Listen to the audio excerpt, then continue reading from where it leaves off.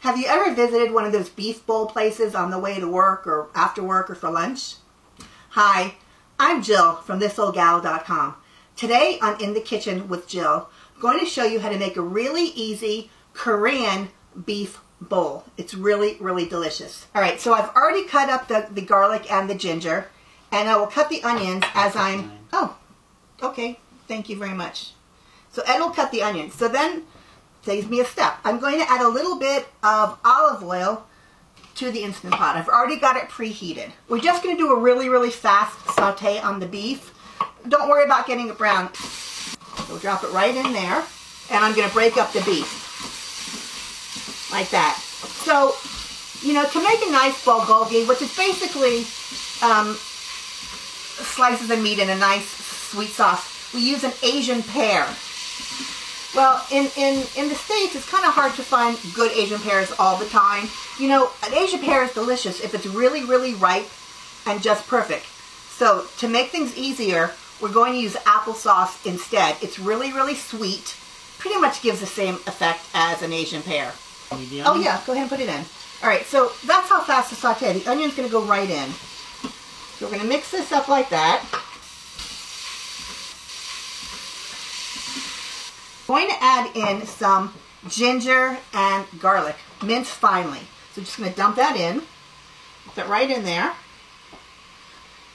We're going to do pot and pot rice. I'll have Ed get the rice ready. He's already washed it. We've got the pan over there and he'll add it. Alright, so now we're going to add a little bit of brown sugar and salt. By the way, I started with 1.5 pounds of very lean ground beef. I like to use sambal olive, which is a ground chili paste. It's very, very pure tasting. If you don't have that, go ahead and use red pepper flakes.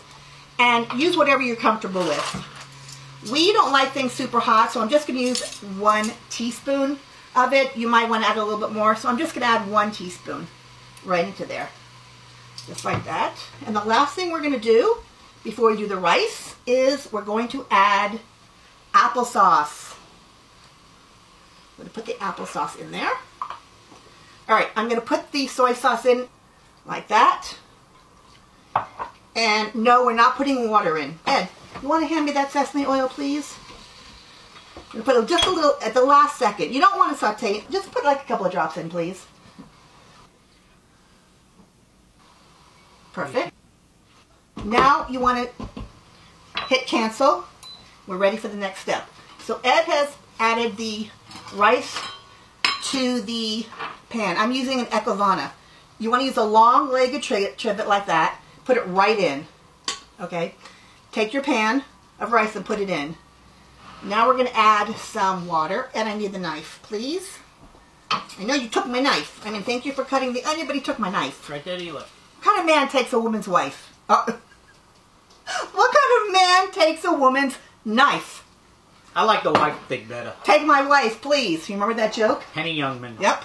Please, take my wife. I used to see him at the Carnegie Deli all the time.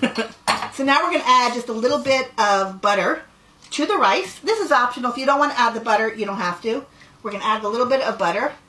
And I'm going to use the lid with the holes in it to help it steam nicely and so that the stuff doesn't jump into it. But you don't need to use the top if you don't want. And that's it.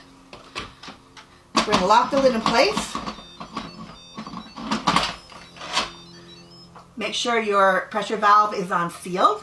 And we're going to cook this for about, let's see, I think I will do this for, I'll do it for 4 minutes. Once it reaches pressure, it will cook for the 4 minutes. And then I'm going to let it release on its own about 10 minutes. And then I will release the rest of the pressure. And I'll get back to you and show you what it looks like. See you in a bit. We're back. And I'm going to release the rest of the pressure. There's not much there because we've waited. It's down. Open it up.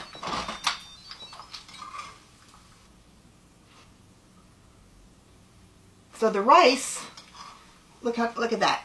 Completely fluffy, right? Looks terrific. Let me fluff it up for you so you can see. It's perfectly cooked. All right. There's a lot of liquid in there, so if you want, you can hit saute to get some of the liquid out. I don't quite mind it. I like the juice because then the rice gets a lot of that flavor. So let me make a plate and I'll show you how this looks. Doesn't this look good? Oh, you're wanting some, aren't you?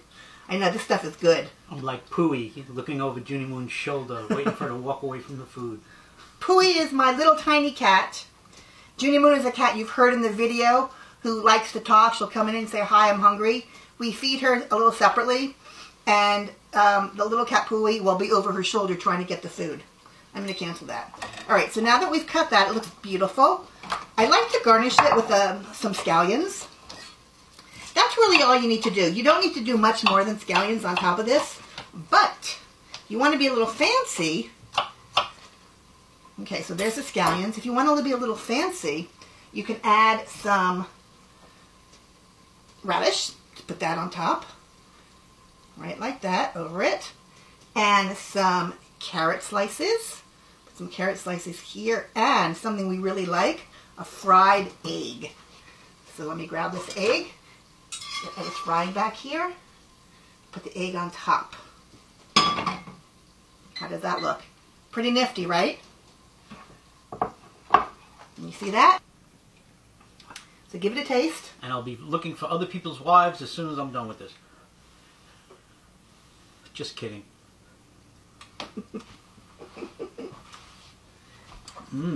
Good? Glad you like it. Talk about an explosion of flavor. Yeah? Oh yeah. Well, let me have a taste while you're telling them what it tastes like. Just a minute. Okay. All right, so let's see. So we've got the rice and the meat. That is really, really good. Mmm. Really good. This tastes better. A little sweet, a little hot. This tastes better than at the restaurants and a fraction of the price. It doesn't take long at all. So if you want the recipe, check out my blog, thisoldgal.com. The recipe will be there. Everything I used in the recipe will be there. I hope you liked this video, and if you'd like to tell us what you thought of it in the comments below, please do so with a thumbs up, and don't forget to subscribe. You can find me on Twitter and Instagram and Pinterest at This Old Gal Cooks, and I'm on Facebook as This Old Gal. Thank you so much, everyone, for joining us today on In the Kitchen with Jill. We will see you next time. Bye. Hey everybody, Ed here. Don't forget to hit that subscribe button and follow us on social media. We'll see you in the next video.